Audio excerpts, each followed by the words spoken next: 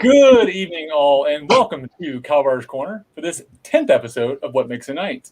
I am Lord Kal-bardr Gellir, companion of the Meridian Cross, companion of the Argent Comet, companion of the Argent Lamp, companion of the Falcon's Faith, and Reaper, coming to you live, as always, from the barony of the Osprey on the southern coast of Meridies. Now, for this series, I am, of course, joined by an absolute SCA legend. You folks may know him from SCA Coach's Corner or from the fighting fields of Artemisia and, frankly, the known world. Duke Sean Kirkpatrick Tarragon. Good evening, Your Grace. Good evening, Cal. Thank you for having us again and for hosting this show. Really appreciate it. I am Duke Sir Sean Kirkpatrick Tarragon. I'm from the Kingdom of Artemisia. I have been a knight for 34 years now, and I have had 7 of my former squires made knights. And this is a series that we wanted to do to cover some of the other things that are involved in becoming a knight that are not strictly fighting related. And overall, Cal, I think we're doing pretty good about keeping down the fighting talk for most of the series there. 43 minutes so far. It's our record. And tonight we are joined by a very good friend of mine.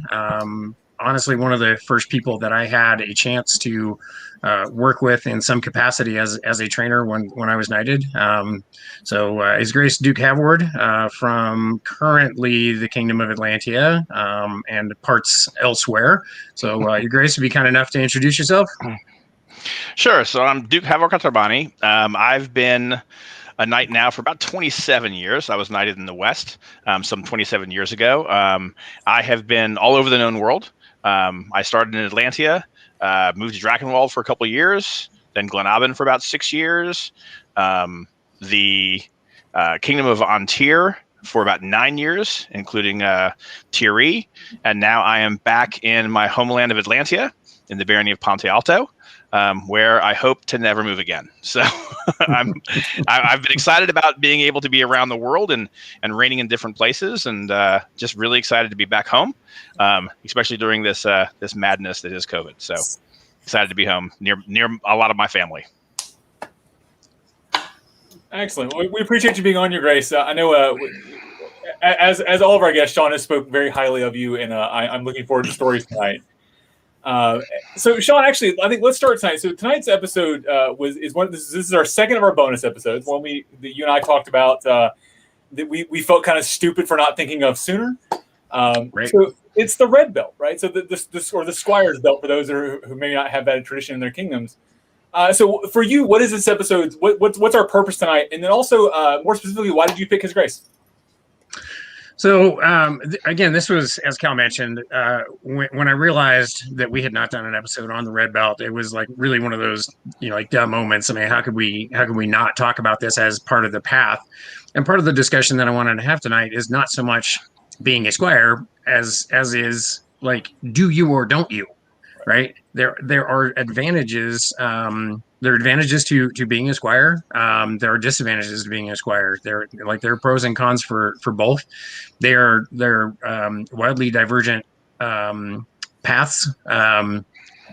It can be convenient to have some guidance, but there are people that prefer to go it alone, and that's just fine too. But I wanted to talk about like that whole process, some of the things, some of the benefits and pitfalls of both. When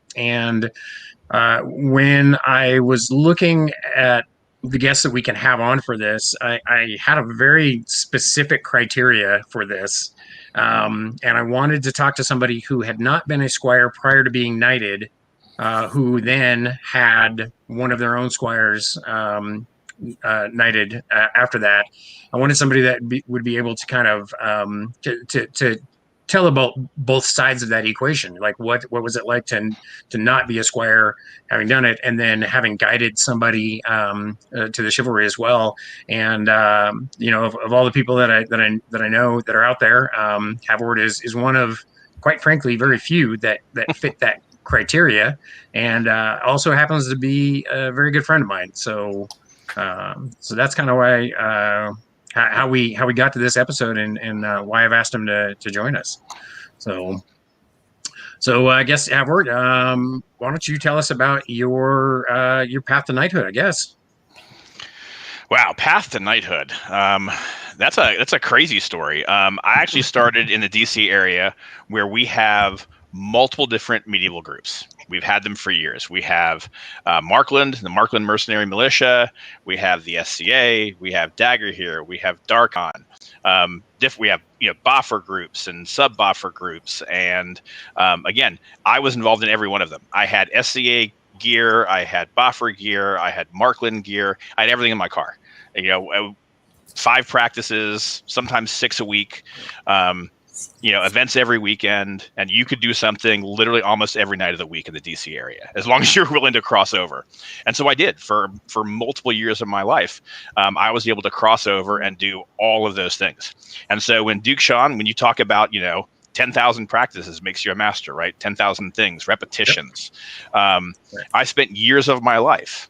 That's what I did. That was my obsession, to be the best fighter. I got to be the best fighter in Dagger here. It's the big fish in the small pond. I won their Warlord tournament for 2 years in a row. They made a rule that says if you won it 2 years in a row, you couldn't be in the Warlord tournament anymore. So they just called it the half work rule.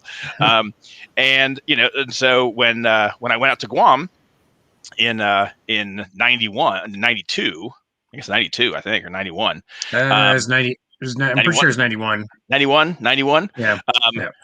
It took me like 5 months to find the SCA because they were on base and I was not military. So I never got on base. And this was pre-internet, pre-everything, right? And, so I called people from the West, tried to find out where practice was, you name it. Managed to find out where practice used to be. They weren't there. I literally, Halloween, I went to every bar on the island. And for those of you military folks who've been on Guam, you know that there's a lot of bars on the island. For an 8-mile long island, there's a bars. Oh, it's 23 miles long. I mean, 23 miles long. Bars are 14 miles wide. Yeah. Where the bars are is 8 miles. If that's true. Yep. Down a Hotel Row.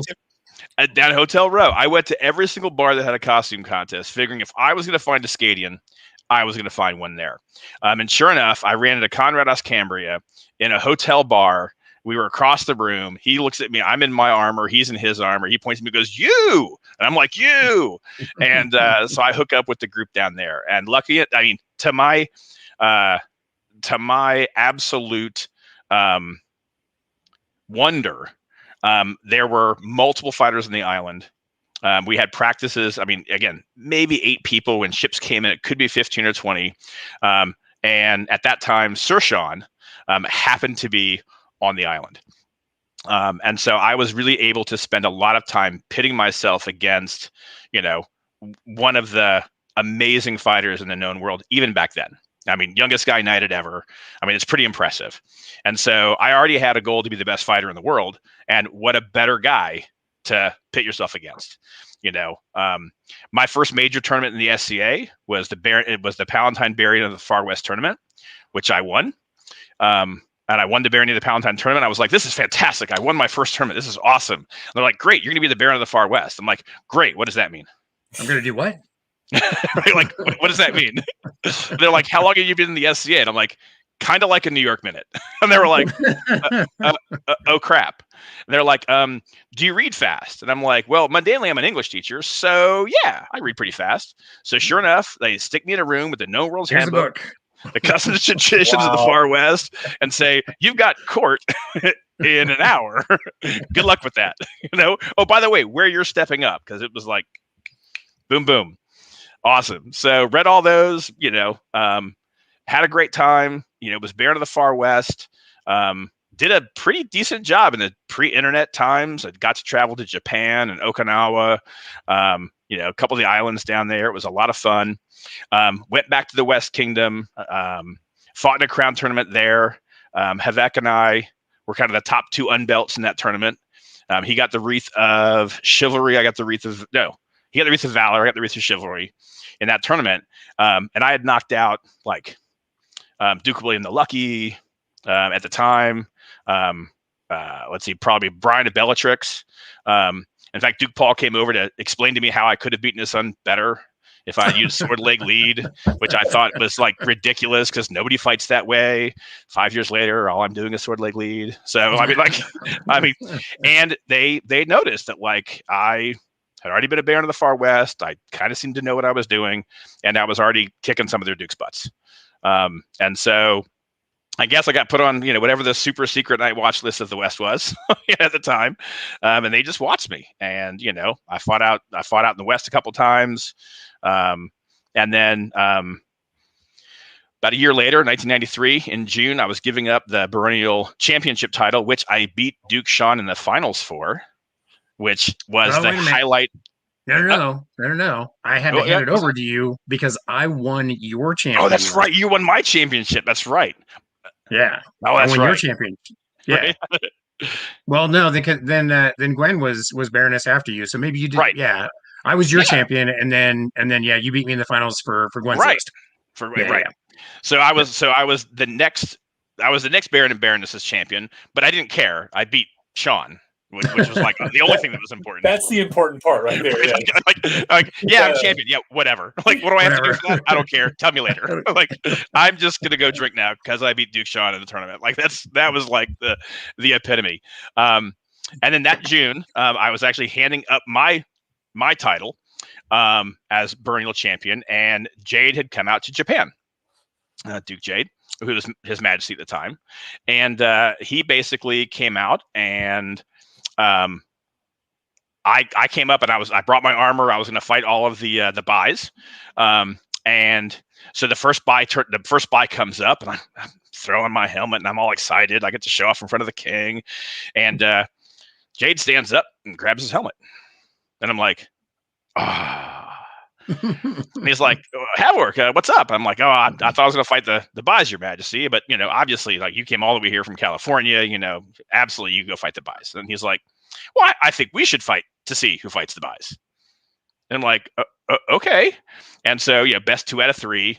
So after cleanly just killing me, I mean, just wiping my face in the dirt, there's a picture actually in the Pacific Stars and Stripes with him hitting me in the side of the head. In fact, not only is he just hitting me in the side of the head, my shield has blinded my own face. He's literally looking over here next to me, figuring out where on the side of my head or neck he would like to hit me. And it just cleans my clock. The next round of the buys come up, and I'm like, well, Your Majesty, you beat me. He goes, oh, I don't think you understand how it works. Each buy, we're going to fight to see who fights the buy, right? So I fought him all day long, and then he basically took the field the rest of the day, like almost until court, and took all comers. And I think I legged him a couple times. I think I beat him once, but I legged him like 4 or 5 times. I think he killed me maybe 13 times in that day, 14, 15. I can't even remember. But something? I had a good day. And that night he offered me knighthood. I said no. And if you want to hear that story, I can tell it to you maybe at the end if you really want to hear that story. That's a whole different story.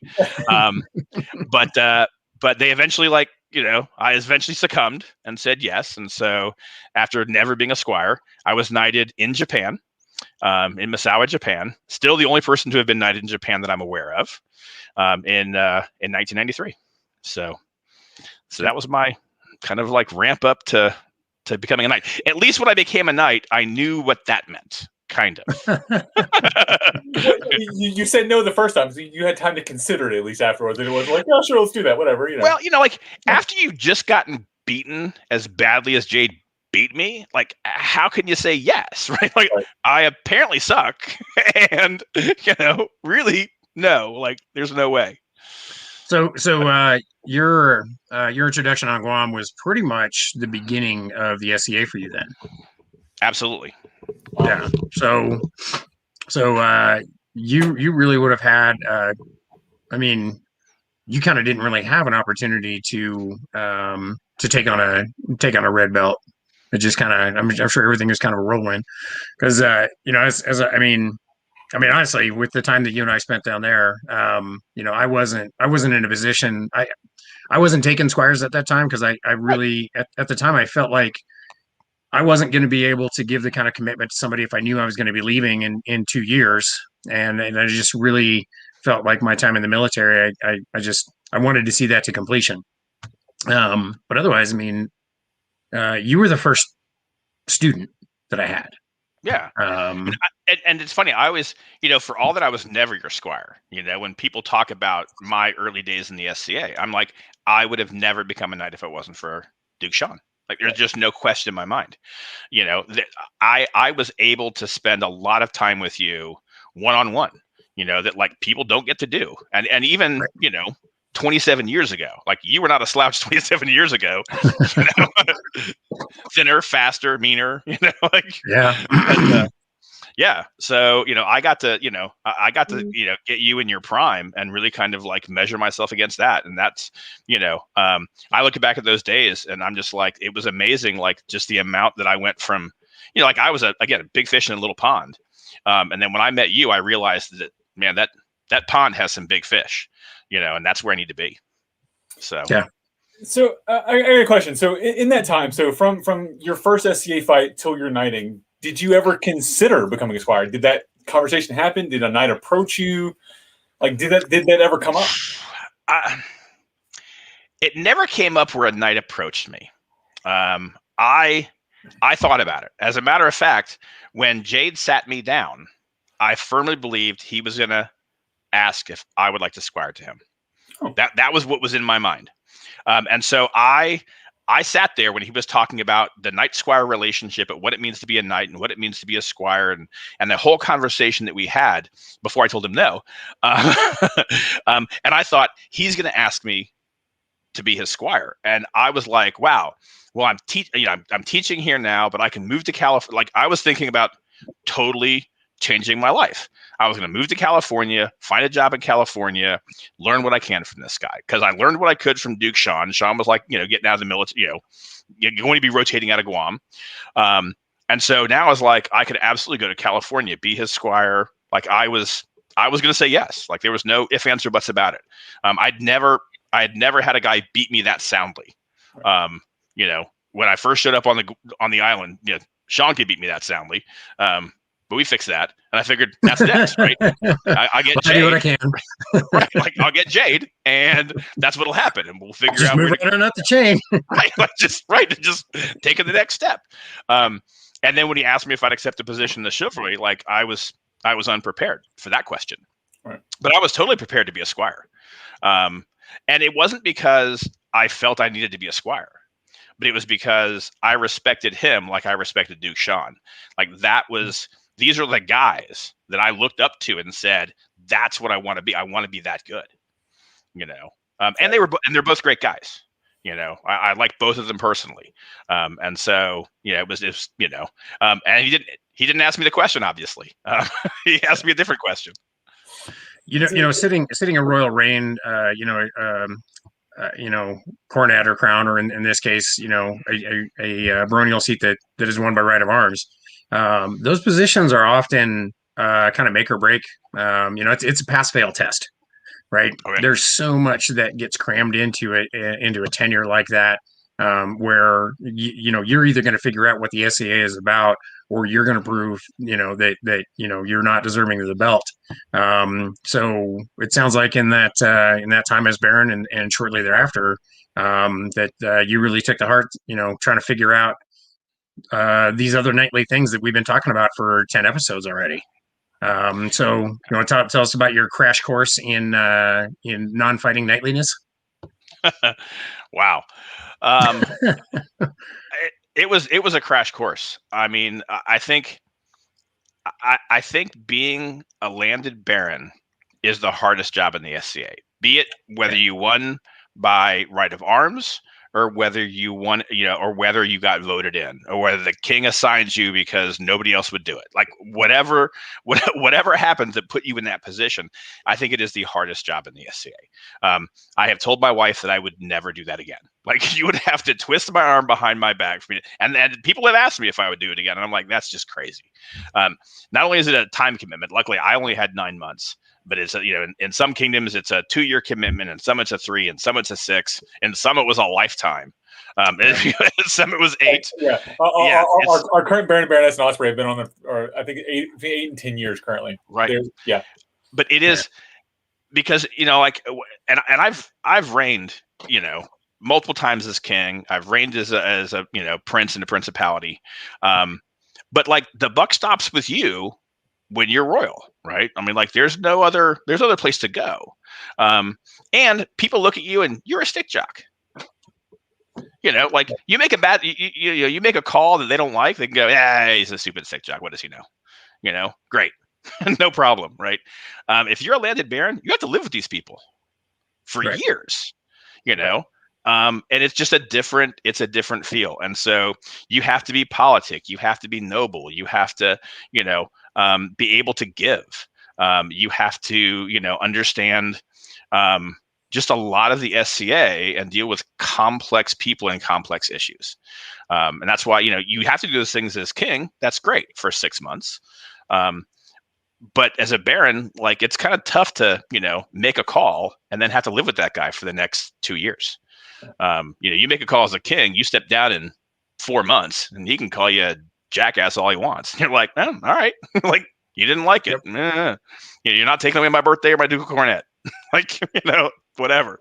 But if you're still baron on the throne, you have to worry about those things. And so it's just a different way of looking at things. And to your point, Duke Sean, you know, I learned very quickly. You know, I had some really difficult situations. You know, I had, you know, my baroness was in Japan. I was in Guam. And so she had to run things on her own. When she was out there, I ran things. I flew out on occasion. And so dealing with that, and with the difficulties of like having a split reign, your first reign, and then issues with, you know, hey, people not quite respecting your baroness because, well, you know, you just fought, you know, you just kind of picked the right guy to fight with, you know, and that's tough. It's, you know, like especially a Palatine barony, and you have to have some tough conversations with people. And so I would manage to do all that, and I guess decently, because they all didn't just go, now we hate you and please go away. But all of those knightly virtues, whether it's, you know, chivalry and courtesy and, you know, all the things you've been talking about for the last, you know, 3 months, really, they were like, to your point, they were make or break, you know. And I guess I did them well enough, picked up fast enough. And, you know, I've had to deal with a classroom or classrooms of unruly kids for years and years. So at least I had some background in dealing with a lot of angry children. So, you know, and sometimes in the SCA, you know, that's what it is. You know, sometimes that's what it is. That's the definition of royalty, is you're dealing with a group of angry children right there. Like that defines royalty in this game. So it's, I'm going to say something that may sound insulting, but it's almost as if your prowess gave you a jump start on the PLQs, right? It threw you into the fire and it allowed you to, so you had the things, right? But whereas others, it may take them years to show that, you were able to show your year's worth of PLQs in 6 months. Very short period of time. Yeah. Right. Yeah, it's a pressure cooker. Right. It really is. I mean, it's you're gonna and we see this a lot in the West Kingdom, where they have 2 principalities, where it is not uncommon for unbelted fighters to be prince and to run that list. And you know, and in fact, one of my former squires, now Duke Lachlan, had been Prince of Sinagua while he was unbelted as well. And it was another make or break. You know, he got in, and you have an opportunity to show one way or another whether or not you understand all of these things that we've been talking about in this entire series. All this stuff that is, because I mean, especially in the West, where they have plenty of talent, they know how to evaluate talent outside of the list. And so seeing how somebody conducts themselves as prince and princess, as an unbelted fighter, that is going to be your litmus test. And it really is a make or break. You can get done with that. And that's kind of what happened to Lachlan. He stepped down in January, and then he was knighted in March, right after that, oddly enough, by Jade as well. And yeah, it's one of those things where you got to figure it out really quick, and it's just because of the high profile nature of those positions. Everybody is watching everything you do. Oh yeah. And if you want to get an idea of how tight that was for me, take a look at my OP. The distance between my AOA and my Shiv is 9 months. Oh yeah. Wow. Yeah, you're one of the outliers they talk about of like, yeah, hey, just throw that out. It doesn't count. Yeah, it doesn't count. Yeah, No. doesn't count. And I've told other people. And your AOA came with the Bronial title, right? I may have gotten it a little bit before that. I can't even remember, but it was probably close. Yeah, it was a little crazy. Well, I think that also kind of illustrates too. Saying, you know, part of the discussion tonight is being squired to a knight can give you somebody to kind of help navigate some of these things that we've been talking about, and it can be convenient to, you know. And I know you and I had lots of conversations while you were Baron about some of the stuff that came up, and I did the best I could to kind of give you guidance in those things, and then let you be Baron. But you know, yeah, it can be convenient to have somebody that you can always go to and say, you know, how do I handle this situation? Or for a lot of those people that don't end up in a having a job after a tournament, you know, just the casual stuff, right? Just giving that guidance and knowing that, because I know for all of my squires, I tell them from the very beginning that, you know, I'm never going to ask you to do something simply for my amusement. Everything that I do, I'm asking you to do because it is in your best interest on your path to knighthood, and it is going to make you a better knight. Now, I may be amused at some of the things I have you do, but that's not the reason that I'm having you do these things. And you know, and they have to, and they all trust and know that when I tell them to do something, it is because it is something, you know, as we say, it is, I'm asking them to do knightly things. I'm never going to ask them to do something to get knighted. I'm never going to ask them to jump through hoops or to check off stuff. But I'm going to, you know, I'm going to say, you know, a little more of this, a little less of that. And, you know, one of my, the first of my squires to get knighted, Tierlock, you know, when he was getting close, every time we talked about fighting, or every time we talked about his path to knighthood, the conversation always kind of kept getting back around to fighting. Until one day I said, look, dude, fighting's not your problem. People need to know that you're more than war stories and football stats. Those are fun things to talk about, but you need to be able to have a conversation that is relevant to the society and relevant to medieval history. And that was one of those things where I'm like, this, forget about the fighting part. You can do that. So these are the other things you need to do. And it can be really convenient having a knight that knows you well enough to be able to say, in some cases with some level of authority, this is what you are going to do. These are the things that need to be done. And so these are the things that I'm asking you to do, and know that squire is going to, turn right around and yes or no, sir, and get it done. So those are some of the things. And you know, before we went on air, you had talked about the squire of yours that you've had knighted that was a similar situation. You want to talk about that? Sure. I had a squire. Now I've had multiple squires, but of course, like Duke Sean, I actually decided, like when I went to Antir, I wasn't going to take squires because I'd moved. I was in Atlantia for a bunch of years, and then I had squires, and I moved. I was in Glenavon. I had some squires, and then I moved. But one of them, now Sir Satimio, basically he never came to me. This was, when he was Lord Satimio. He was an amazing fighter. I saw him right off the bat that he was an amazing fighter, and he actually had people who fought with him, so fought under him, kind of like a master of arms. But it wasn't like probably as, kind of some kingdoms have that kind of master of arms to squires and stuff. But it wasn't like that. These were just people who fought with him and looked up to him, and rightfully so. I thought he was a great guy. He had been a squire to another knight. It ended badly, and he was not ready to be a squire, and he was just doing his own thing. Now I am lucky. I have Duchess Mary Grace as my wife, who is probably the smartest person I've ever met. And she finds my squires for me. She's actually smarter than me. She is a better judge of character than I am. And she saw this guy and she said, you need to look at this guy. And I looked at him and saw that, like, again, he fought well. He had people who trusted him.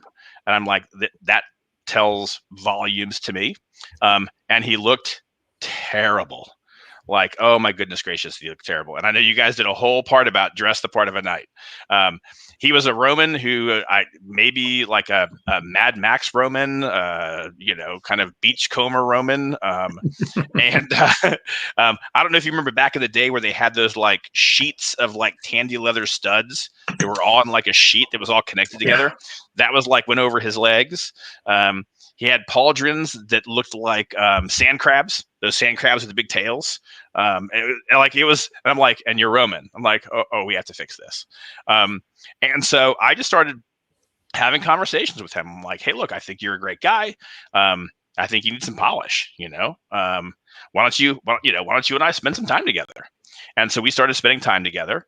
He was still kind of burned with, his ex-knight, not really interested in being a squire. And I'm like, I don't care. I don't need a solid relationship with, I need that kind of relationship with you. I looked back to my time with Sean and I was like, I don't need to have that. Right. What I'd like to do is just show you where you need to be, and so he started coming over to my house every week. He brought his people with him. And so we'd have a practice at my house every single week where, I pushed him as much as I could and I pushed his people as much as I could.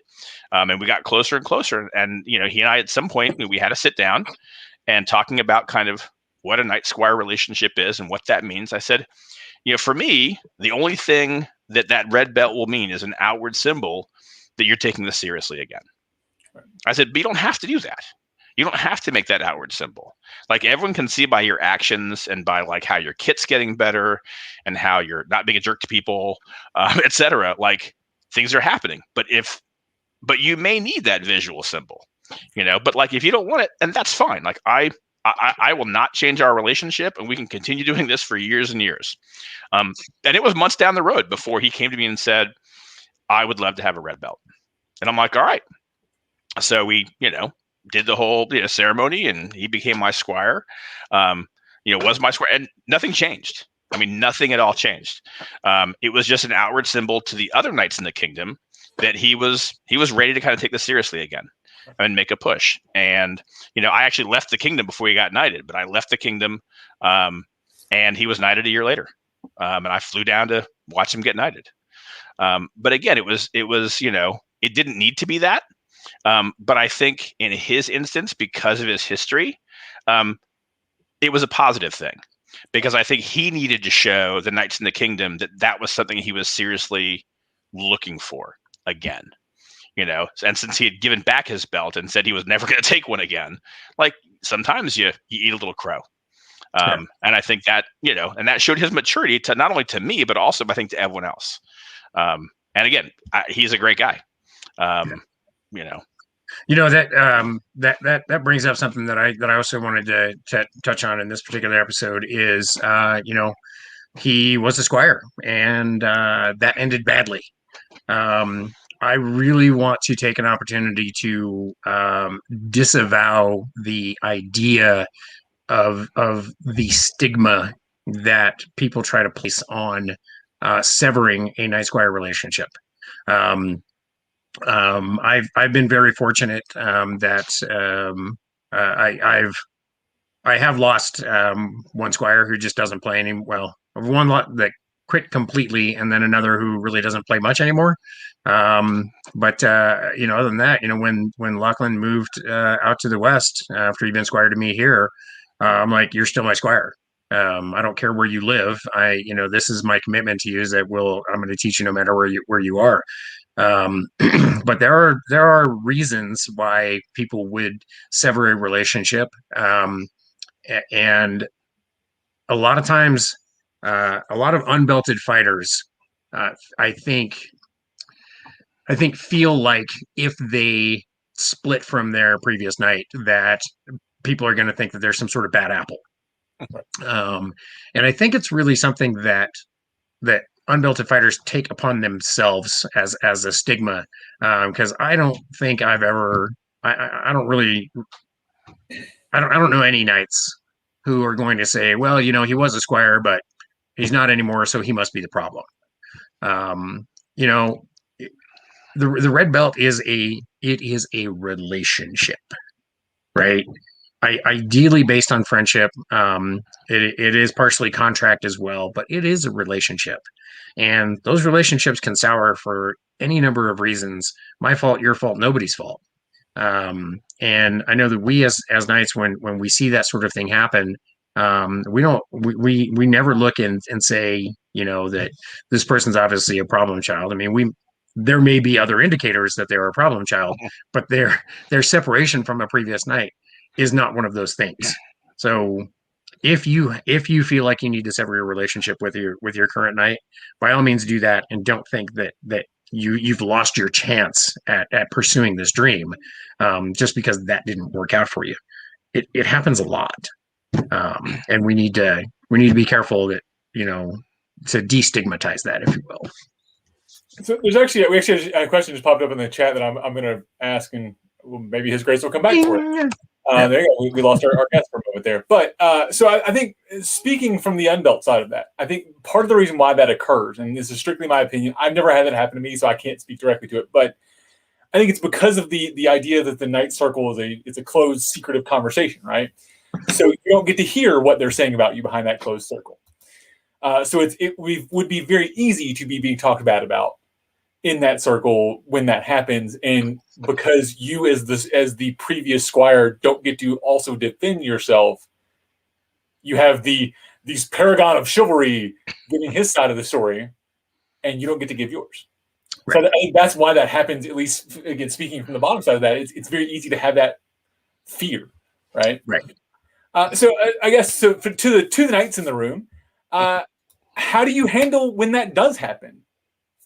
When someone badmouths a previous squire, or even badmouths maybe another squire, that sure, maybe it's a truth, but like, how do you handle in circle when that happens? Ever go ahead. Sure. I mean, I will say, I have two different answers to that. Obviously, one is a knight and one is a king. As a knight, I've got to take a look at who's speaking. You say it's this paragon of virtue, is it? Right. Does he have a problem with everybody? We've got, there are knights of all different calibers. I mean, they're all knights, but they're contentious knights. There are knights who don't get along with everyone. There are knights that, they have personality issues. It happens. And so the first thing I do is I take a look at who that knight is. And as a knight, I've got to judge based on, not only what they're saying, but how they're saying it. Right. If you're bad mouthing some squire because you're burned, right, or because they left you and you feel cranky about it, that's one thing. Right. Okay. Well, you're cranky, so you're just venting steam and whatever. Okay. You'll get over it. If you've got actual grievances, then again, number one is, why are you airing it here? Are you airing it here so that nobody squires them? Are you airing it here because you feel the need to defend yourself? There's there are some issues there if you're venting that in a knight's meeting. As crown, it's a little different. As crown, I'd probably shut him up because that's not a place for it. If you want to have that's not your squire. If you want to have a conversation, wait till the squire comes up again. You want to have a conversation with the next guy who wants to squire him, that's fine. But unless there's a real reason why you're bad mouthing him in the circle, unless they've done something that is so negative in their character, you honestly should have come and spoken to your crown first in that circle. Is that appropriate? As a knight, you're welcome to speak up at any point. But if I'm sitting there and I'm running that council, I may shut you up. We'll see. So that's how I take it. Sean? Yeah. So probably the best example I can give of this kind of happening in my circle is, my sphere of influence, if you will. Again, my former squire, Lachlan, had come to us from the West, and he'd been in the mercenary groups for the longest time, playing out on the fringe, right? And when he moved out here, he decided he was gonna make a real effort to do this whole nightly thing, right? And when I started talking to him about possibly having that relationship, one of the things he told me was I made a lot of enemies while I was in the West, right? Because like I said some things, that maybe I shouldn't have, or what, whatever. And I think a lot of it was just his perception of him, being young and saying something stupid, and he thinks that everybody, decided to hate him. But he's like, yeah, I made a lot of friends, a lot of enemies in the West, and he kind of started rattling off some names that I knew, and all I told him was, well, look, you're doing the job for me, you're following the instruction that I've given you as a fighter so far. You've been hanging out with us at events. You've been like helping us unload the car and stuff, and it's like, as far as I can see, you're treating people with grace and dignity. So I'm not concerned about what you think other people think about your conduct, right? And even if it was something that a friend of mine from the West happens to think about this guy, it's like, my relationship is with him. It's not a relationship between me and my other buddies out in the West, right? So that was one in which he had a perception of how he had an idea about how he was being perceived elsewhere. And I was like, you're doing the job for me. And you and I have this relationship. And as long as you are, as long as we are reciprocating in this relationship, I'm not concerned about your impressions of when you puked on somebody's shoes, back in the 90s. And so that's one way to handle it. For me, I think I've seen, again, we don't get a lot of this. And I have spent far more time assuaging those fears for unbelted fighters who have severed or are looking to sever a relationship. People that are unbelted have come to me and saying, what about this stigma? And I've just had to tell them that it I'm not gonna say it doesn't exist, but as far as I was concerned, I was going to, support their decision, and I would do so publicly. So we don't have a lot of that, and that may be a kingdom by kingdom thing. We're very lucky in that regard. So again, I spent more time, consoling people and making sure that they, if they're in a bad relationship, just like any other relationship, you need to get a divorce. Right? You need to be done with this so that you can make a clean break, and so that you can pursue the path of chivalry either on your own or with a knight who is a better fit for you. And quite frankly, I've had some of my grand squires. I have one of my grand squires who transferred from one of my previous squires to another of my previous squires, simply because it was just a better fit for everybody involved. And that ultimately, when you're talking about the knight squire relationship, it needs to be the best possible fit that you can have. So, yeah. I would even add to that, like in Ontier, we've had recently, in the last couple of years, a number of squires who have severed their relationship with their knights, and their knights have specifically come to Circle to say, "We're severing our relationship. There is no bad blood between us. I want you to know he is a great guy. This is what he has. Everything else, we just did not, we just could not continue this relationship for personal reasons or what have you, or the knight was leaving, or that, something was happening, and, that they felt it was better that they split. And when the knight comes forward and says that in council, everyone else can just kind of go, oh, okay, there we go. Now, of course, then it's a race so you can squire this guy, but but that's a whole nother thing, like squiring somebody who figured out which end of the stick to hold. But that's a whole other conversation. Yeah. Both ends both ends can hurt. One's a mace, one's a stabby. It works out. Yeah. You just gotta know how to use it. There's actually a long running joke. We had a D&D character that got written up wrong. That it was supposed to have a rapier and ended up having a mace. We just said they were just holding it backwards. That's all it was. All right. So we lost him again. I offended him, I guess. Yes. All right. So, Sean, you actually brought up a point that I want to transition to our next question here from His Grace Christopher of Houghton. So you mentioned you had a squire that moved away, and you said, nope, you're still my squire. Distance doesn't matter. So what's the opinion, and then how do you deal with long distance squires, and how does that sort of affect the relationship, both starting and in the middle? Like, is it different? Yeah, so my impressions of the long distance relationship is heavily influenced by my knight, Duke Brian, who had been squired to a gentleman, and then that gentleman moved away, and then Brian ended up taken up as a squire with Sir Robert Dispenser, and my recollection is that experience kind of influenced him as well, and in the idea that once you become my squire, you're my squire until you get knighted or until one of us drops on the face of the planet, and it doesn't matter where you go in the world, you're still going to be my squire. And I had again Tierlock, the first of my squires to be knighted, was living in Billings, Montana when I first squired him. That's a 10-hour drive away from me, so that's a bit of a distance. In fact, I think Lachlan and Sacramento may have actually been closer to me from Salt Lake than Tierlock was up in Billings. And there was some Tierlock and I talk about this all the time, because the hilarity of me standing in my living room on the phone with him, trying to describe where his feet are supposed to be. Okay, you stand like this, and then you take a half step forward here, and the hip rotation goes like this. And when I say I'm on the phone, I mean a phone with a cord it wasn't a rotary, but we had upgraded from the rotary by this time. The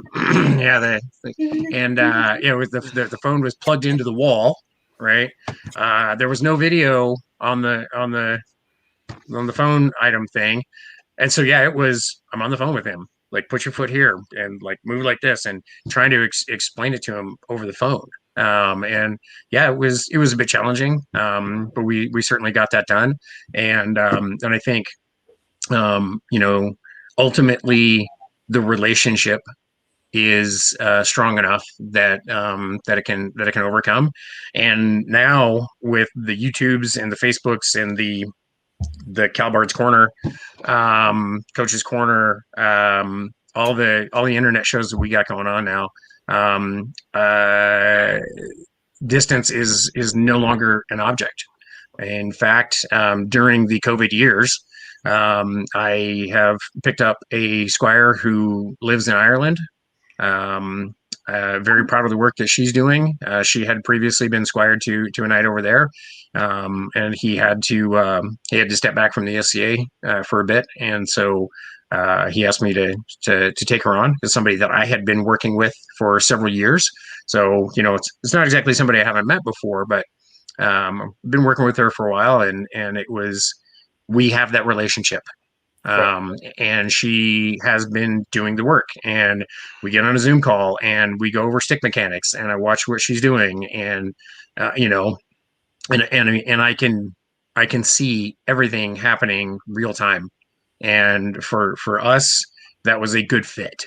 And it was a natural transition, and we have plans to get over there at some point. I picked up a squire half the world away while we've been in shutdown, because it was a good fit. And if it's a good fit, then the distance really doesn't matter.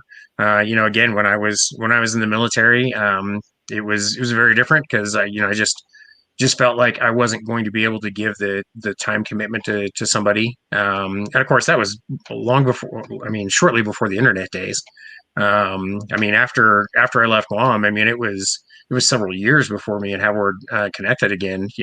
Find an email from somebody that I managed to keep in contact with. I was like, whatever happened to Howard anyway? It's like, oh yeah, here he is. And but now with Facebook and social media and YouTube and all these tools that we have, the world is your oyster.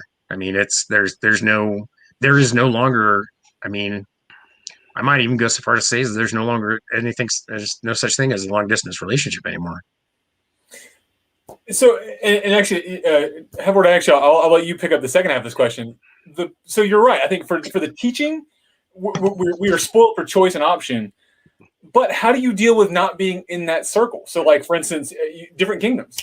How do you deal with not being directly in that circle? Obviously, you, Duke Sean, are a world-known name. So, I'm sure you could step into any circle even virtually. So is Havordh. Right. And that's but like, how do you deal with that? So stepping in circles where maybe you're not as well known. So you have a squire in a different kingdom, and you're dealing with that. But like, you're like, oh hey, knights I've never met before. This is my squire that lives in your kingdom. But like, like how do you deal with that when you effectively don't have a vote in that circle? Well, I'm gonna have to take a step back because I'm gonna say this on record. His Grace is a much better man than I am. Always has been. I actually, when I left Atlantia, I knew that I was probably not coming back for many, many years. And I actually released my squires. And I thought that was the best thing for them. When I moved to Glenabin, we bought a house. We expected to retire from there. I got a parcel of squires. 6 years later, we moved. And to be honest, like that was, and even then, when it was in the beginnings of like the internet age and we were starting to get it, I just did not feel that I could do the best service for them. I was moving to Seattle. This was not a 10-hour drive. This was a 6-hour flight. And I did not believe that I would be able to keep up what I needed to do to my end of the bargain. We had a contract and I could not keep up with my end of the bargain. So I released my squires, unless they basically told me, forget it, I'm not giving up my red belt, which is what Satimio did.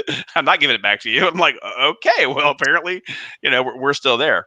And then when I moved to Antir, even though like we'd bought a house in Antir, actually, I did not take an Antir squire. And we were there for 9 years. And Mary Graves was like, okay, it's about time to think about taking a squire. And I was like, I've had some bad experiences moving. And then sure enough, at 9 years and a half, we moved back to Atlantia. And so it's a little different with me moving. Because that's a contractual agreement I can't make. That being said, like I had moved out, Satimio was still there. And so to answer your second question, it is difficult, but I think, you can have those communications with their majesties, knights that you trust in the circle. I never really kind of, fostered my squire out.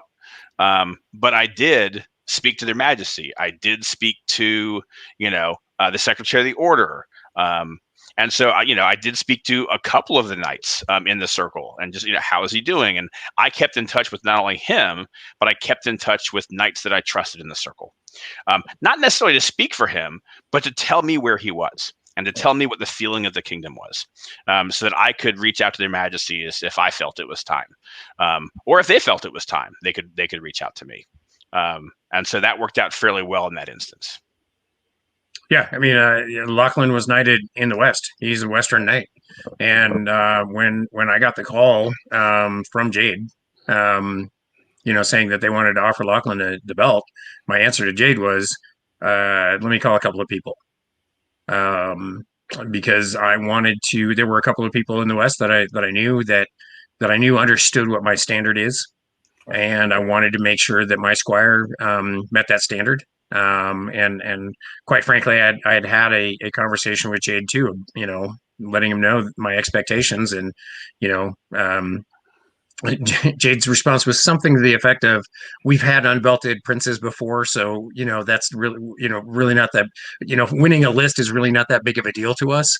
But when the council comes to the crown and says that this guy meets all our criteria and we want to do this, I wanted to call a couple of folks and to make sure that he met the standard that he and I had agreed upon originally. And so it wasn't so much that I had a vote, but there were a couple of people I trusted, and if they didn't see that he meets the standard that we agreed upon, I might have to give it some deliberation. So as far as people ending up in other kingdoms and being squired in other kingdoms, I have enough resources pretty much anywhere that I feel comfortable being able to call somebody up and say, how's this person doing it? And quite frankly, I've never brought up any of my squires in council. It's something I don't do. So when my input in that is more likely going to be telling an order's, or counseling that kingdom's order that perhaps this squire of mine doesn't quite meet the standards upon which we have agreed. I am not concerned about calling up the Knights of Drakkenwald and pushing my squire who lives in Ireland. They're going to come to me and say, "Hey, look, we've talked about this, and like, here's the deal. She's getting knighted." And when that happens, when she is demanded into the order, not just accepted into the order, I will allow that. And that's probably, I mean, for me, and not everybody has that. Not everybody has that standard, right? And I get that. My standards are pretty particular in that regard. In fact, most of my squires that have been knighted up to this point have all been shot down in our circle by me long before they were knighted, because they just didn't meet the standard that we agreed on. And so that's going to be my. That's also going to be kingdom specific too. And I want to bring that up.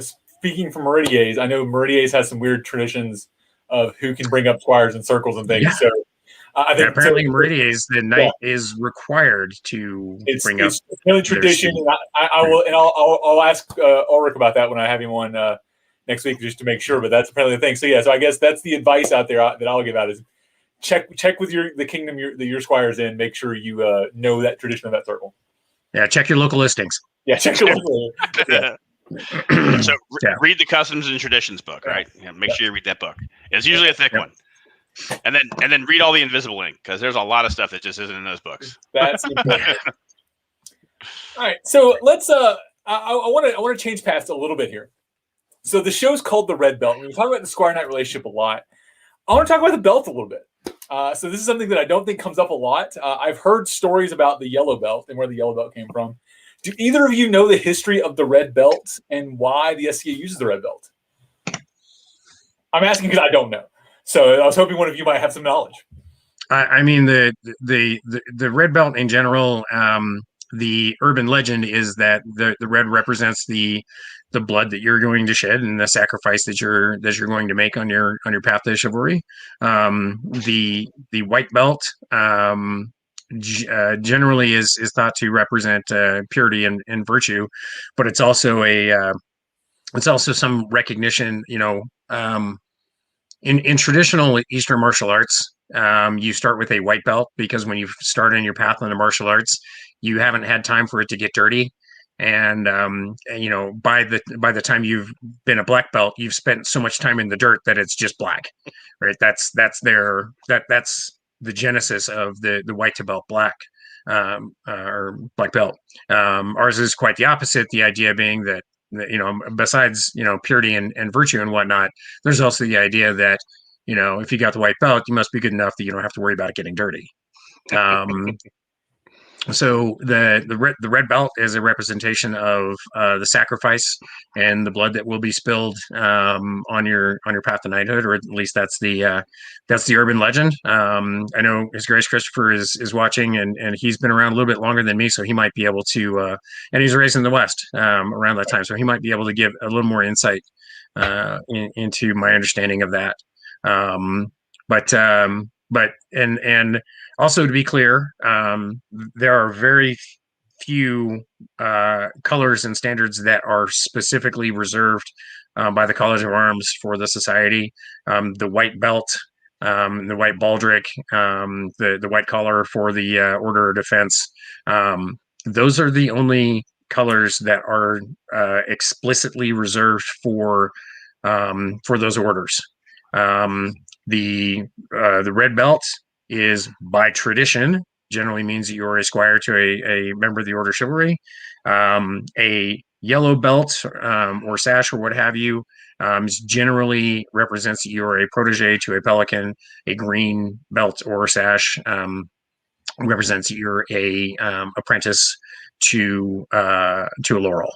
And the laurel and the apprentice and the protege belts, I mean, those are a relatively new thing compared to the squire's belt. So that's my understanding of the genesis behind those and what those represent. As far as As far as when they came about, I mean, I was knighted in AS-22, and the Squire's belt had been around for 10, 15 years before that. So, I mean, I'm not really sure. Not really sure. I don't, Havordh, I don't know if you've got any other urban myths and legends about how that came to be. The actual only one that I have in addition to that was that it was ox blood red. And that was like a very particular color. And that even kind of continued your comment about the fact that it's the blood that you're going to, the sweat, tears, and blood that you're going to spill. And it was specifically ox blood red. You go to any tandy leather store. I want ox blood red. Yep. There you go. Yep. That's your Squire's belt. Now they're all shiny red. I'm like, I don't know what that's all about. that's gonna get dirty fast. Right? Candy apple red. That's gonna get dirty fast.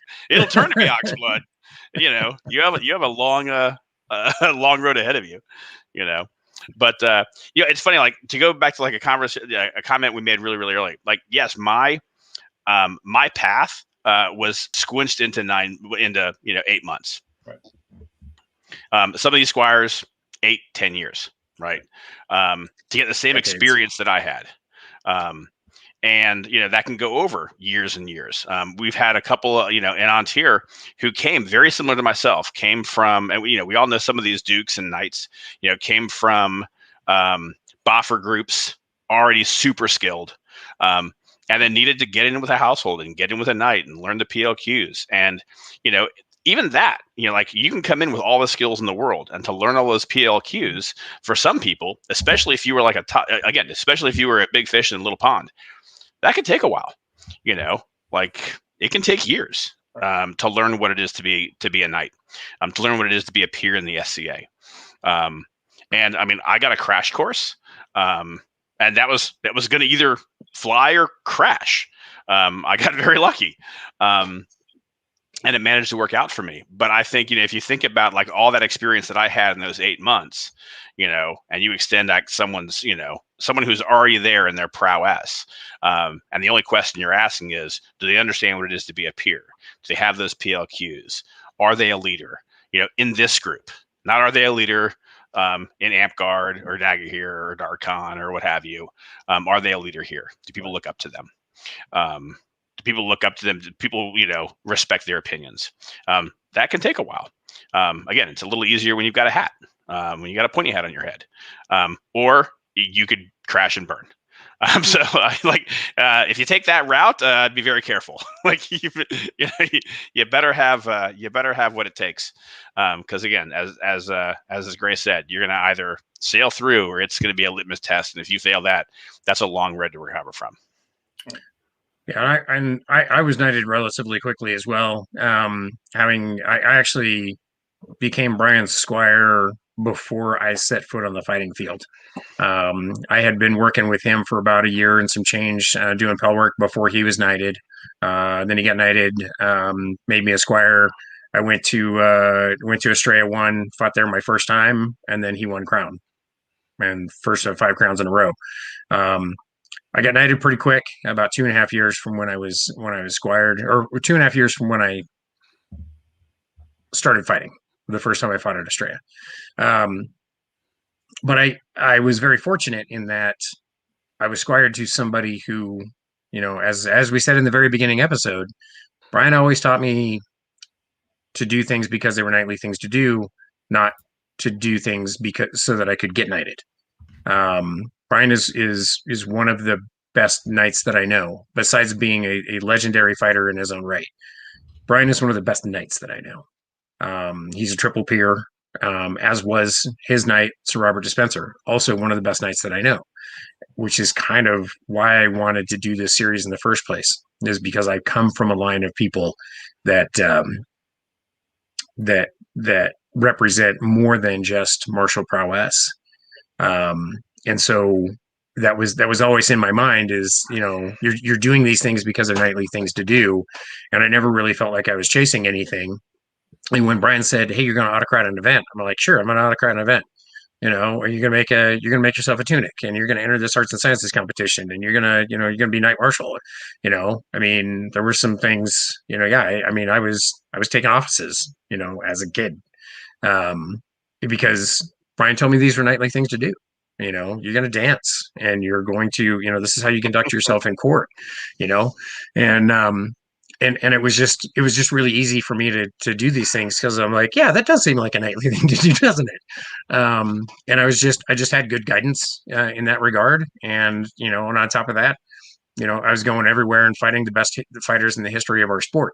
And kind of got, you know, dumped into that from the very beginning. And so, you know, you kind of have to, again, with the sink or swim and the crash course thing, it's like when you get put up against, you know, the King of the East, when you go out to Penzic, you're going to figure it out one way or another, right?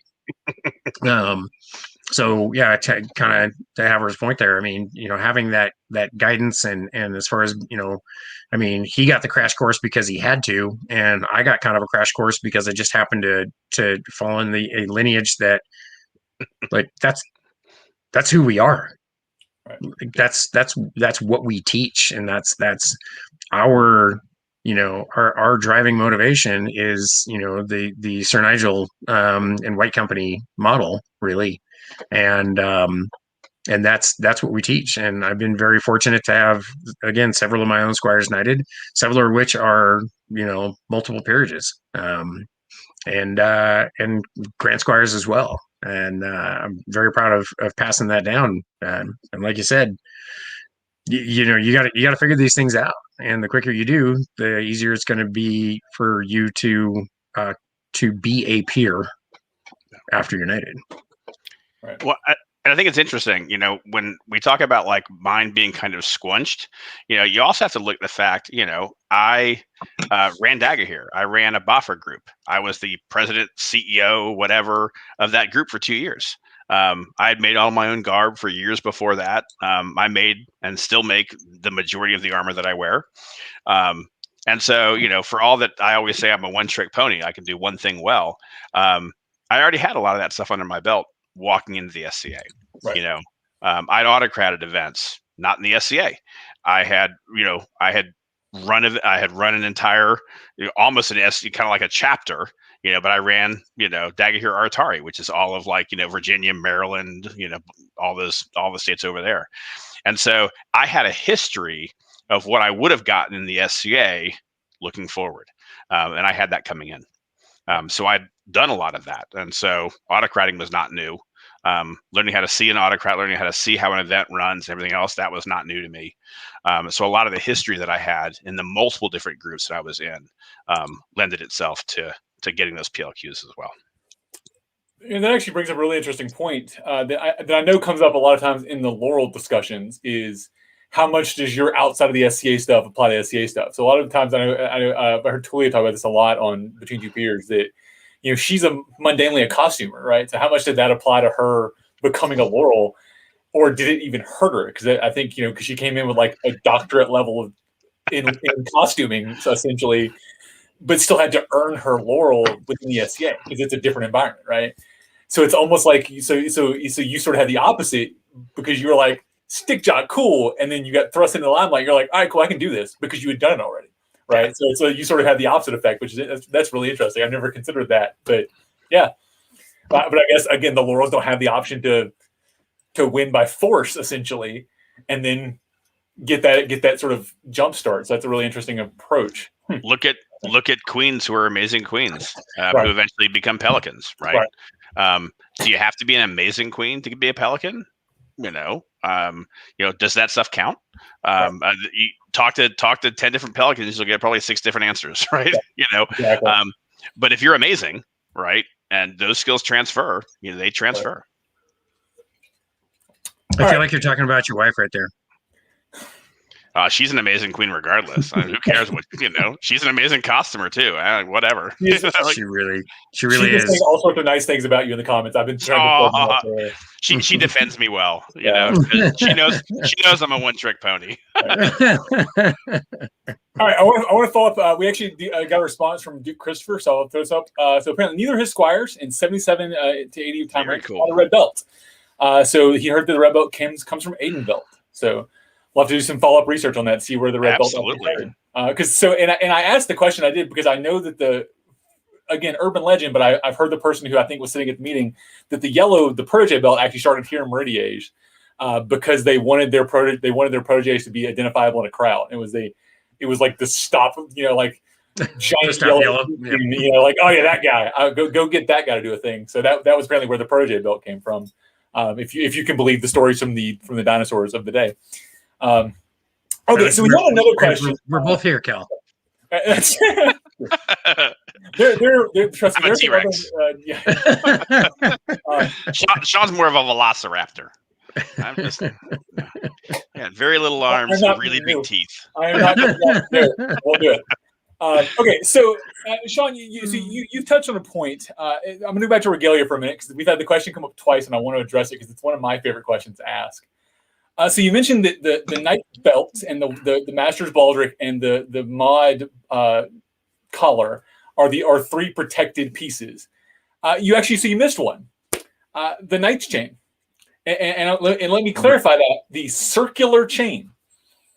And so if by definition, a circular chain is any chain that is a continuous chain, unadorned. The unadorned. Unadorned. Hold on, let me put my Herald hat on for a second here. Actually, the rule says circular chain. I actually have some arguments about the whole adorned, unadorned thing, but that's for a different show.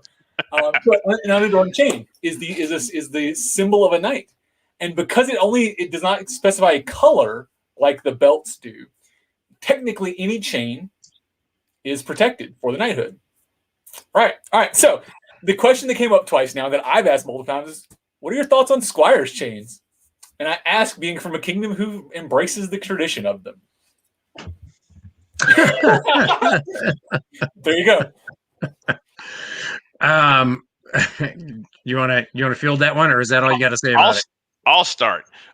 Just because I was raised in multiple kingdoms where that was not a thing. Right. And if you would like to wear your belt, your chain, and your spurs in a kingdom that does not carry that tradition, we will very politely speak with you, and then maybe you're getting hit with slightly more than a 5.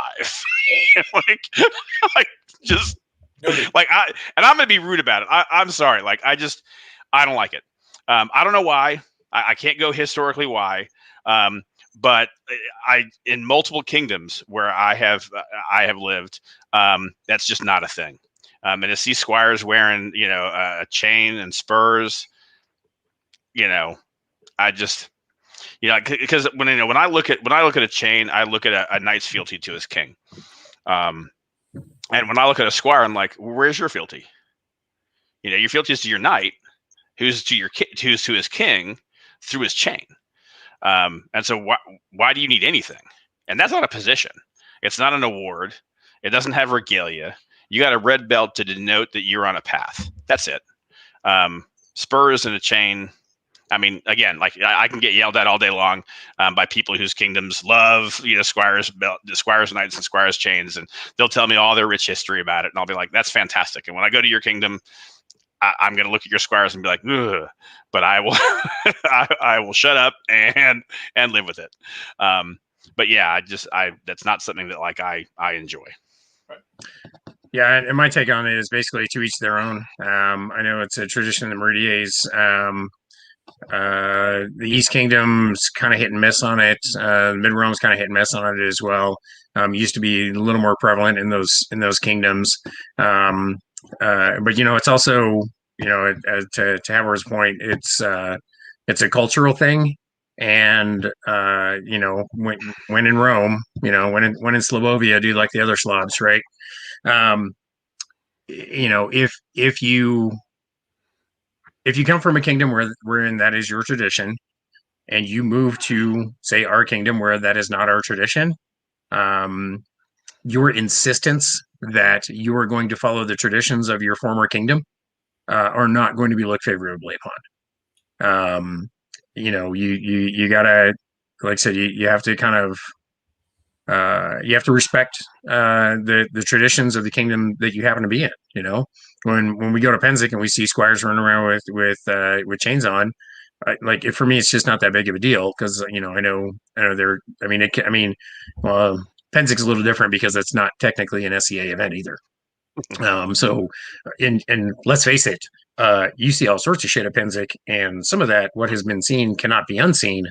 And I don't mean to classify squires chains in that category, but yeah, you see all sorts of things. And I can't go to Penzic and see a squire running around with a squire's chain and like get my feel bads all hurt, because that's not our custom, right? And Cal, just to add, like, I mean, would I actually like hurt a squire because he's wearing a squire's chain? Absolutely not.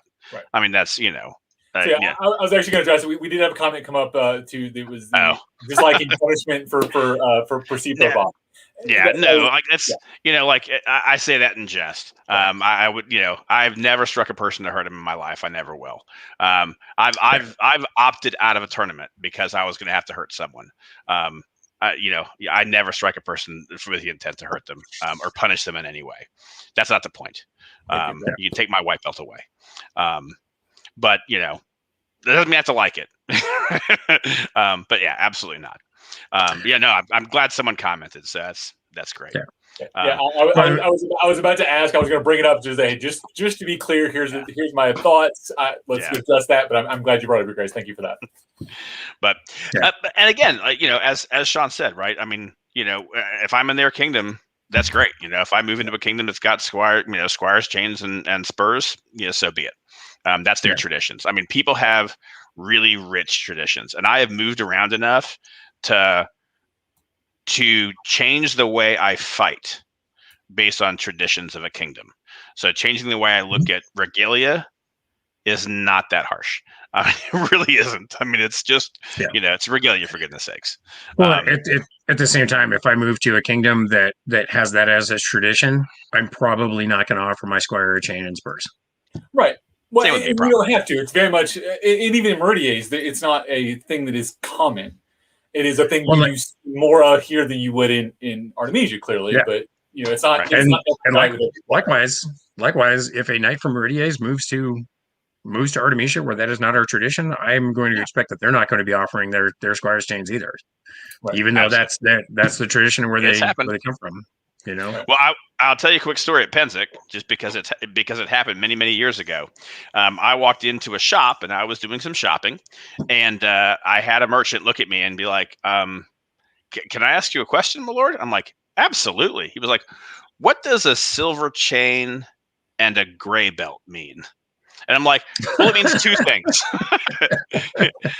The first thing it means is I need a new white belt. Do you sell them? No, my neighbor does." And I'm like, "Excellent. You just sold a white belt for them." The second thing is I was knighted with a silver chain. Silver or gold. I was knighted with a silver chain in the West, and so I tend to wear a silver chain. In some kingdoms, it's a gold chain for knights and a silver chain for squires. And so this person was rightfully confused that I was wearing a white belt and a silver chain. And I was like, a gray belt, even worse, right? A gray belt with a silver chain. That just means I'm a very dirty knight. Not only is my chain tarnished and all the gold torn off, but so is my white belt. But I was knighted with a silver chain. It was one of Jade's chains that he offered me.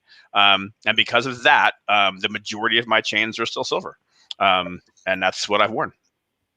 Well, and I know in some kingdoms where they allow their squires to wear spurs as well, there's squires wear prick spurs and knights wear rowelled spurs.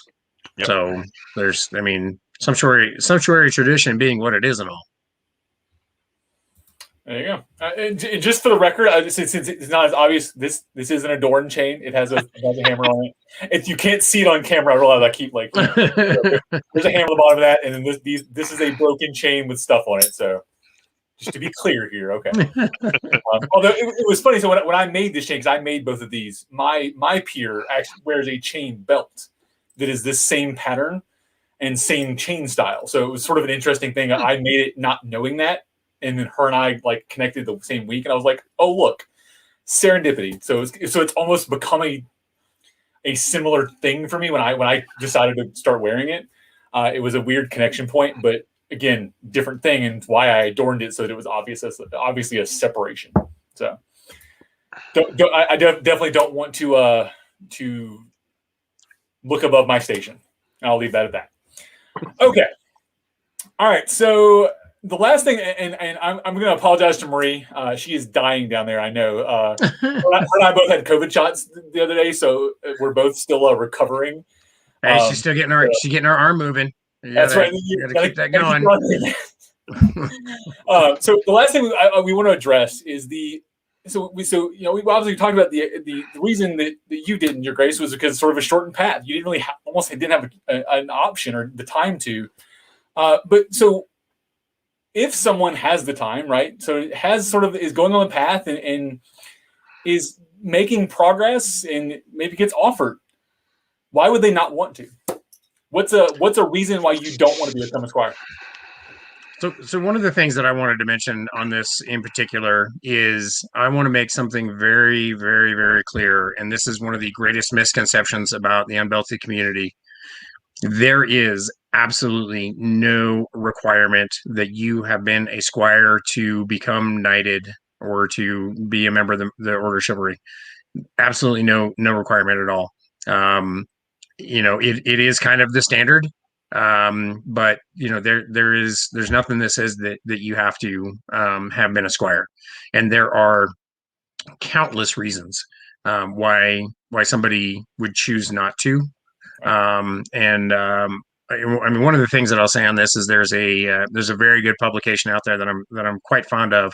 There's actually written by Duke Dag from Mid-Realm. It's a little parable story called Miles in the Night.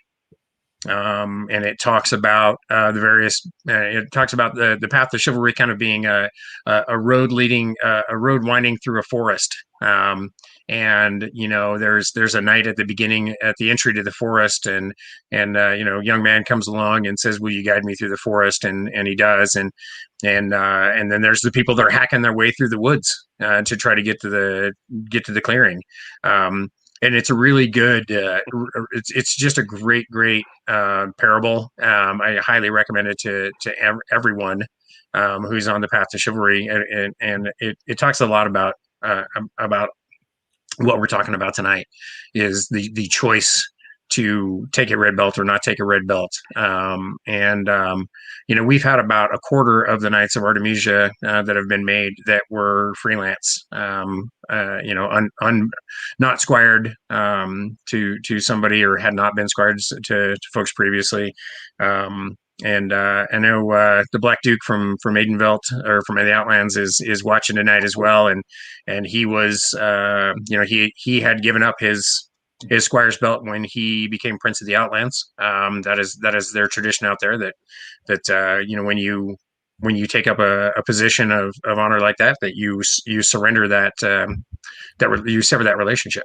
That's their customs, not mine, but that's how they do that.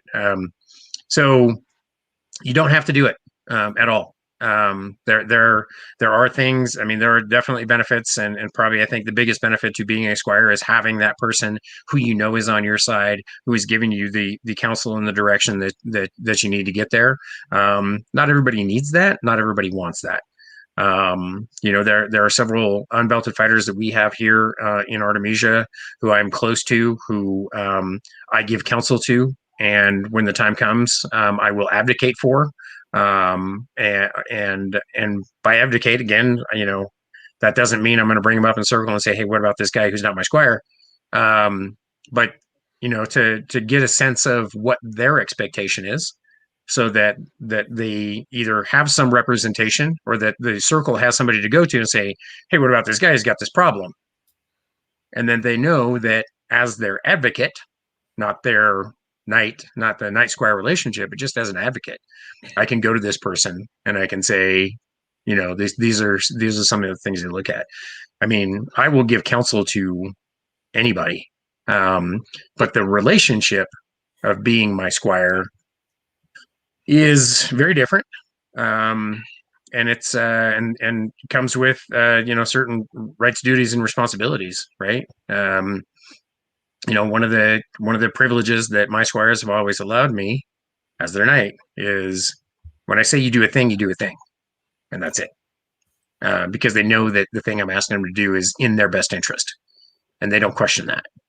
And they trust me to do things to tell them to do things in their best interest, not just because of my own amusement, right?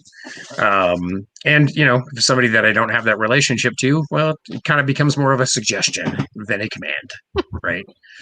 But I will still, I've had those conversations with some of the unbelted fighters who have chosen not to be squires. And I'm pleased with the arrangements that we have, and that there are people that I think have several resources like myself in our kingdom that can advocate for them and that can kind of give them direction without having that relationship. So, yeah, and I would only add, did I have a huge ego walking into the SCA? Probably. I was 23. I was top of my game in other ponds. And so it was going to take a lot for me to take a red belt. I'd always said I was never going to take a red belt.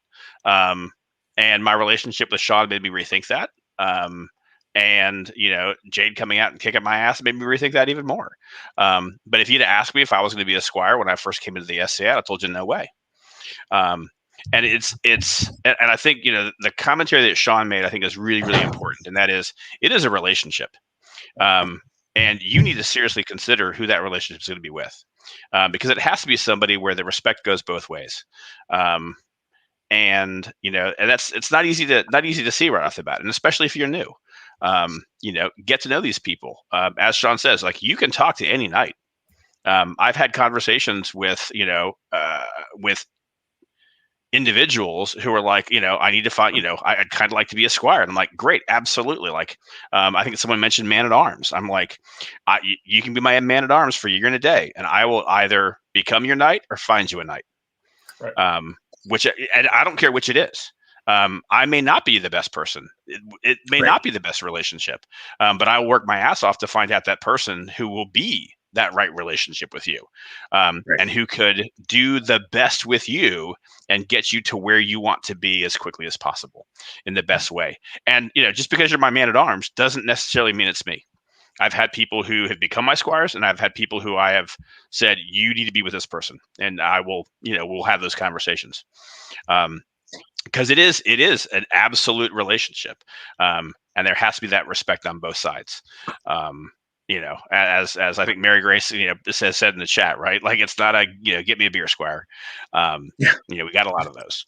But I think, because it is such, because it is a serious relationship, making sure spending that time as a man at arms is, I don't think that's a bad thing.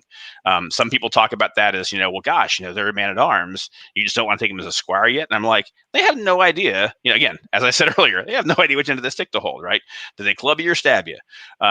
And after a year and a day where they have associated with a knight's household, and they've met other knights, other peers, they have a better understanding of where they are.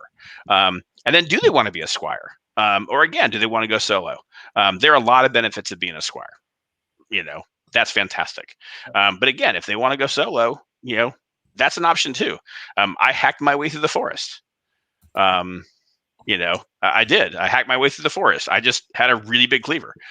So, it worked. And for other people, but again, having those relationships either as a squire, or as, kind of unofficial, as His Grace said, you just have those relationships where you can be talked through things.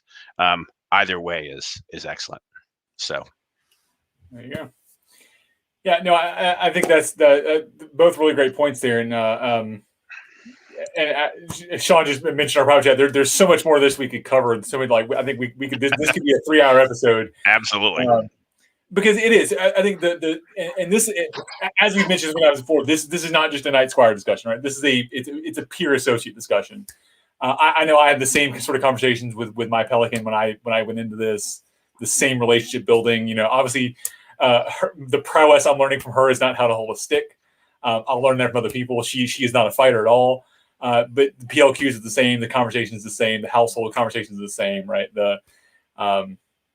It's really interesting how much of it's translating that I didn't realize. And even the reasons to or against are the exact same discussion. So it's just fascinating. The interdynamics of relationships in the SCA are a fascinating subject for me. So, All right, so I think with that we're gonna wrap. I definitely want to be respectful of Marie because again, I see her slowing down tonight. She's tired. So first, and we'll do a little wrap up. So coming up on Kal-bardr's Corner next week, I'll be joined by Graf Ulrich von Brandenburg, one of my favorite knights here in Meridies, and just an amazing guy. Talk about imposter syndrome, the idea of am I good enough to really hold my station or be that thing? So that's next Sunday. And I'm going to throw a little quick plug in there too. We're also going to have Ulrich on the Coach's Corner in a couple of weeks. Yep. So looking forward to having a conversation with him. Super great guy, great personality. I've enjoyed the talks I've gotten to have with him. I was actually on his show yesterday that he couldn't be on because he got called up for board duty. So he got pulled in his own show because he's on the board now, or he's one of the seneschals. So I hated I didn't get to be on air with him. But and then of course the following Sunday on May 2nd for our last episode of What Makes a Knight. We'll be joined by the progenitor of Duke Sean, the man who made Duke Sean who he is, Duke Brian of Tarragon. Very much so. What's next? So the idea of cool, you got your shiny white belt. What's tomorrow hold, right? Yep. Now so what? That's a really fun conversation. I'm looking forward to that to release. And for me, it's sort of completing the set. I think at this point, so I've got the knight, the grand knight, and one of your squires that was knighted. So I've got the So we will have at that point we'll have 4 straight generations of my lineage. Yeah, it's like I need little playing cards. That's what I need. Brian is definitely the ace of spades. Good enough. And of course, I appreciate all of you out there watching. Please make sure to like below on Facebook or on YouTube. If you're on YouTube, please subscribe. If you're not on YouTube, go to my YouTube and subscribe. Kal-bardr's Corner. I am like 4 subscribers shy of 300, and I'd like to hit that this weekend. So please go make that happen. We can do that. Yeah, we can totally do that. If you'd like to support Kal-bardr's Corner and KK Productions and the 14 shows on 9 different channels that we support, look us up on Patreon, patreon.com/KK Production. Some great rewards to be had there. Board games, stickers, all sorts of fun stuff. Or if you just want to buy a sticker, speaking of doing nightly things, look us up on Redbubble and search KK Productions. We have a Do Nightly Things sticker available now. So just for this series. Yeah, there may be. Her Highness Sarah has requested just a sticker with Sean's face on it. I don't know the Redbubble will allow that much obscenities in a single sticker. Ouch!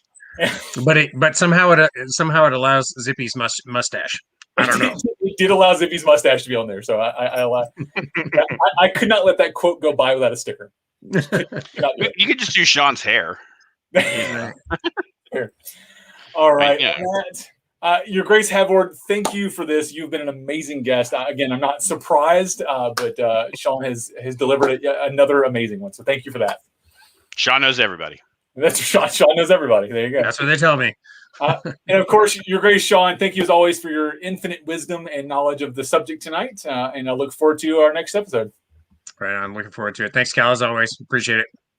And thank you to our viewers for watching and tuning in tonight. And of course, to Marie for hanging on with us for an hour and a half. We will see you all next week here on Kal-bardr's Corner. This has been Sean, Havordh, Marie, and Kal in Kal-bardr's Corner. Night, everybody. All right, good night, everybody.